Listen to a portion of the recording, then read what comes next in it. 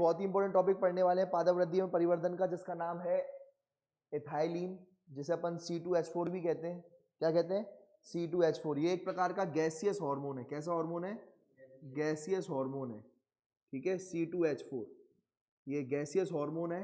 और ये किस तरीके से विकास करता है, क्या करता है, ये अपन समझेंगे। सबसे पहले इसको आप ट्रिक से याद कर सकते हैं। एथाइलिन जो हार्मोन है, इसकी खोज कैसे की गई थी? H.H. कजन द्वारा 1910 में, जो कजन्स थे उनके द्वारा की गई थी। अब मैं आपको एक अपनी कजन्स की कहानी बताता हूँ। मैंने आपको बताया था कि हमारी जो मौसा जी हैं, उनका घर है और घर के सामने एक और घर है, घर के बगल में एक और घर है। ठीक है, तो अब उनका एक खेत भी है नागपुर के आसपास, है ना। तो वहाँ पर क्या उगाया करते हैं? नागपुर में क्या फेमस है? संतरे। तो संतरे उगाया करते थे वो, बढ़िया, है ना। और नागपुरी संतरे बहुत फेमस है। अब क्या हुआ था कि सामने वाले घर में तो उनका कंस्ट्रक्शन का सामान पड़ा रहता था, जबकि बगल वाले घर में खाली पड़ा रहता था। हम कजन्स मस्ती पार्टी वार्टी करते थे, वहीं सोते थे। ठीक है ना, आ रही बात समझ में? तो अब वहाँ पर ही हमने क्या किया गया, वहाँ पर ही उन्होंने एक ट्रॉली क्या उतरवा दी? संतरे उतरवा दिए, बिल्कुल पके पके एकदम बढ़िया। और साथ ही साथ आधी ट्रॉली क्या उतरवा दी? केले की उतरवा दी। तो 2-4 दिन हम वहीं रहते ही हैं, तो हमने ऐसा पाया कि जो हरे संतरे थे वो भी हरे संतरे थे वो भी पक गए, जो थोड़े बहुत हरे संतरे थे वो भी पक गए, लाल लाल ऑरेंज संतरों के बीच में, सतरंगी संतरों के बीच में एकदम। और जो केले थे वो भी पक गए। यानी जो एक पका हुआ है वो दूसरे को भी क्या कर देता है? पका देता है। तो क्या ऐसी चीज थी जो निकली? तो वो निकली इथाइलिन गैस। कौन सी गैस निकली? इथाइलिन गैस निकली वहां से। ठीक है, तो वो पके हुए संतरों से इथाइलिन गैस निकली, जो अध पके संतरों को भी पका दिया, साथ साथ केलों को भी क्या कर दिया उसने? पका दिया। अब उसके बाद इथाइलिन का और क्या क्या काम होता है उसको अपन ट्रिक से पढ़ते हैं। ट्रिक का नाम क्या है? RRPPM। कौन सी PPM? RRPPM सुना होगा। RPM सुना है? RPM का क्या मतलब होता है? ठीक है, गाड़ी से अपन स्पीड, RPM की स्पीड से पर मिनट, ठीक है, उससे अपन निकालते हैं रेट पर मिनट, इस तरीके से। तो R फॉर मतलब क्या हो गया? यार देखो भाई, R for root hair formation, यानी मूल तथा मूल रोमों का वृद्धि। तो जो मूल होगी उस मूल में क्या बन जाएंगी? मूल रोम, तथा मूल में वृद्धि कर दी जाएगी। मूल में क्या कर दी जाएगी? वृद्धि। तथा मूल रोमों में, रूट हेयर्स में भी क्या कर जाएगी? वृद्धि। और जब रूट हेयर्स में वृद्धि हो जाएगी तो ज़्यादा से ज़्यादा पानी को क्या किया जाएगा? अब्जॉर्प्शन या फिर अवशोषित किया जाएगा। क्या किया जाएगा? अवशोषित किया जाएगा। ये बात ध्यान रखना। तो इथाइलिन ये काम करता है। तथा और क्या काम करता है? धान में पर्णव्रत या इंटरनोड का एलोंगेशन करा देना। जैसे ये धान है, धान में आपका क्या रहेगा? यहाँ पर पर्णव्रत रहेगा, ये पर्णव्रत रहेगा। ठीक है, देखो जहां से ये देखो, ये हो गया नोड, ये भी हो गया नोड। दो नोड के बीच में ये वाला जो दिख रहा है इसको अपन क्या कहते हैं? इंटरनोड। तो इंटरनोड या फिर इसका दूसरा नाम क्या हो जाएगा? पर्णव्रत।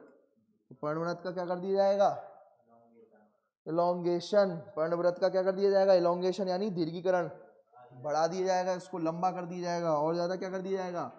लंबा कर दिया जाएगा। ठीक है, इनके बीच में ये हो गई, ये नोड हो गई,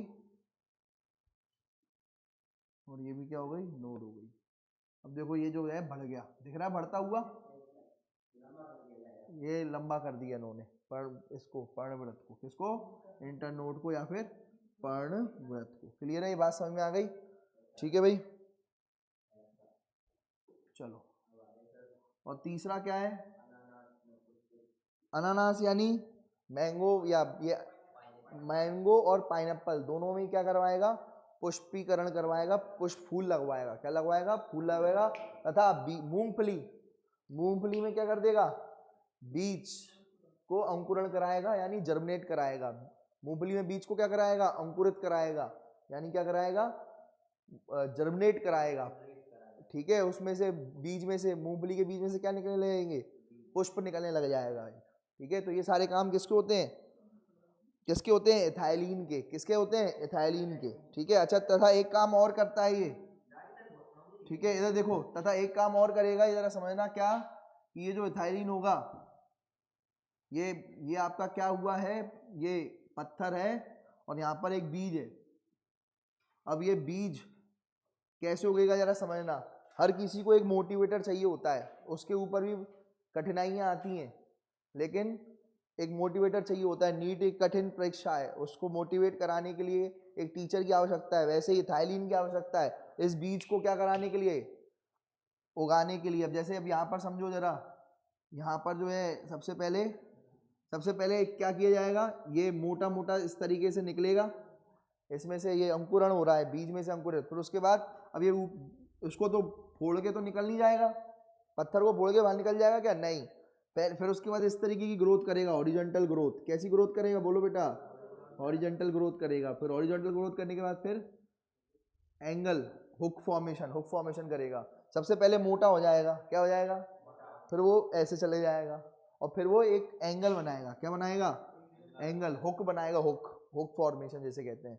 तो वही पहले मोटा हो जाएगा, फिर इस तरीके से ग्रोथ होगी। कभी ऐसे कोई ग्रोथ करता है नहीं, वैसे तो सीधे जाई जाती है, लेकिन इस तरीके से बीज को उगाया जाएगा।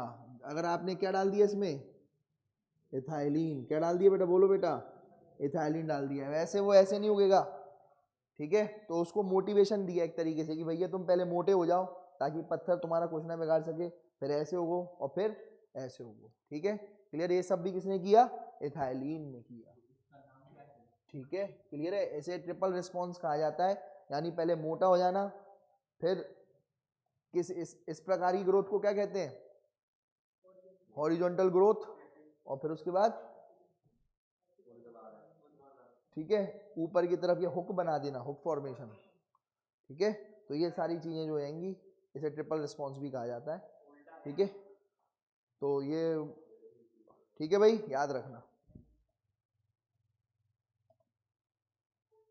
तो सबसे पहले इस तरीके से मोटा हो जाएगा, स्वेलिंग ऑफ एक्सेस, फिर हॉरिजॉन्टल यानी जो है अपन क्या कहेंगे उसको, क्षैतिज में वृद्धि हो जाएगी, और फिर उसके बाद हुक फॉर्मेशन से ऐसे करके बाहर निकल आएगा और इस तरीके से पादप निकल जाएगा। ये काम कौन कराएगा, एथाइलिन, ठीक है बेटा।